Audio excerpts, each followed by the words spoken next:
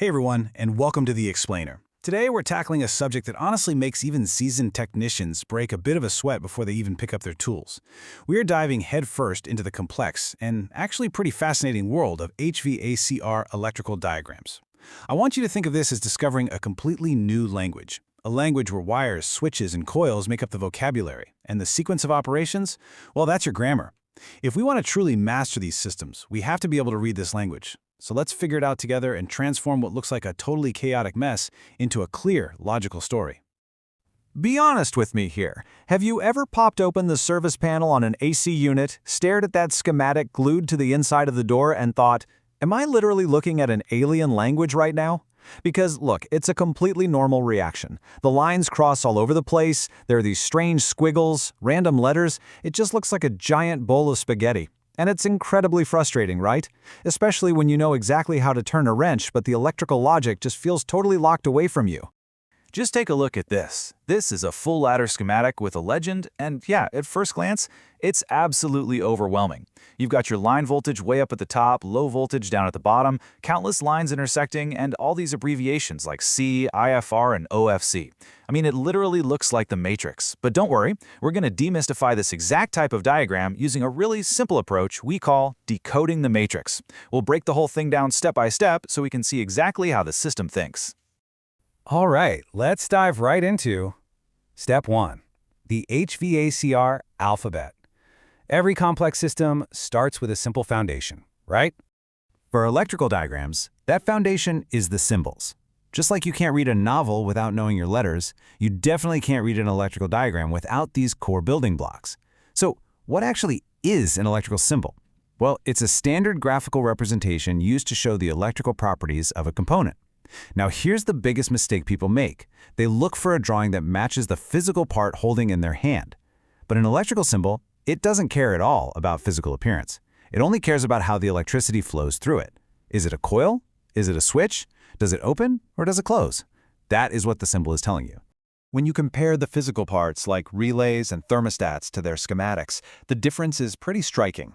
These bulky, complex physical objects get stripped down to just their core functions. A relay, for instance, becomes just a simple circle representing the magnetic coil and some parallel lines for the contacts. A thermostat switch is drawn with a little stem. And check this out. A cooling thermostat switch is drawn above the line, meaning it closes when the temperature rises. But a heating thermostat? That's drawn below the line because it closes on a temperature drop.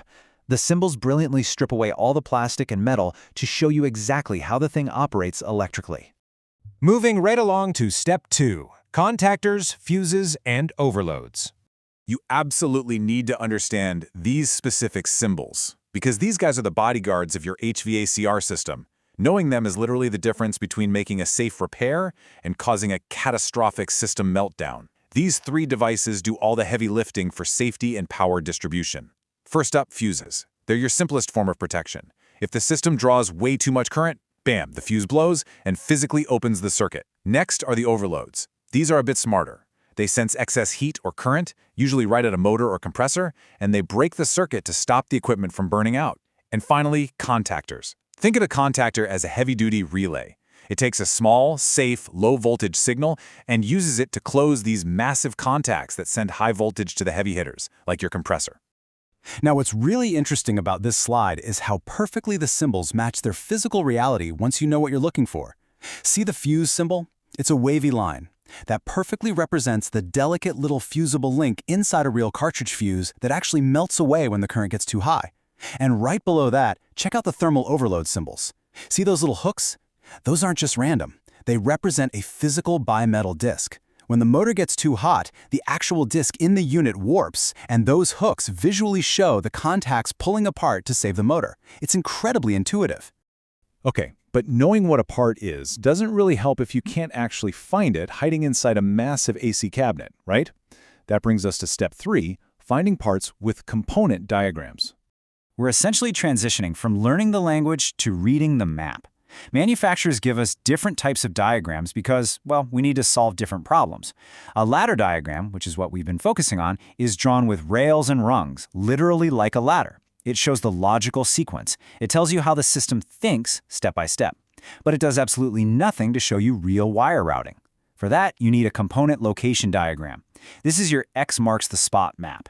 It shows you exactly where the fan relay or the transformer or the contactor is physically bolted down inside that metal box. And this brilliantly illustrates what happens when you combine those two concepts into a factual diagram. It keeps that logical, easy-to-read structure of a ladder diagram. You can still clearly see power on the left and right rails, but it also shows the actual physical wires running between the components. Those parallel lines you see, they represent real physical wire bundles.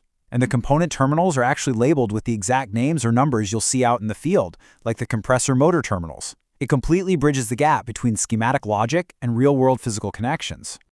So, we've got our alphabet and we have our map. Now it's time for step 4, reading sequences of operation. This is where the whole system comes alive in perfect logical order. Reading a ladder diagram is actually highly structured, kind of like reading a book. First, you always start at the high voltage lines, L1 and L2, and you look for a complete path across the rung. Second, you read chronologically, left to right, top to bottom. Third, and this is absolutely crucial, the very first thing you look for is the path to the transformer.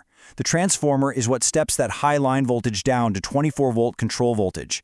Basically, you gotta have control power before anything else in the system can even start thinking. Finally, once you've found your transformer, you trace those low-voltage paths through the thermostat switches to see exactly which magnetic coils are getting energized. All right, let's put everything we've just learned to the ultimate test with Step 5, a walkthrough of the heating cycle. It is time to decode the matrix for real. Starting with our power-up at the top, let's trace it down to the middle. Right there, there's our transformer stepping 230 volts down to 24 volts. Now follow that red line from the transformer over to our heating thermostat. Let's say the temperature in the room drops. Because of that fall, the thermostat switch closes. Boom, we instantly have a complete path. That control voltage travels straight to the circle labeled HC. That's the heating contactor coil. The second that HC coil gets energized, its magnetic field activates and pulls its contacts closed. Now jump back up to the top to the high voltage section. Those normally open HC contacts just snapped shut, completing the high voltage circuit to H1, the electric heater. It is just a perfect, beautiful chain reaction of logic. Look at what we've just accomplished together. We started with what looked like a totally tangled web of alien symbols, and we just accurately traced the exact thought process an HVAC system goes through to turn on the heat. We can literally read the system's mind now. By understanding that alphabet of symbols, respecting the role of those protective overloads, and logically tracing the sequence from top to bottom, you now hold the ultimate troubleshooting superpower.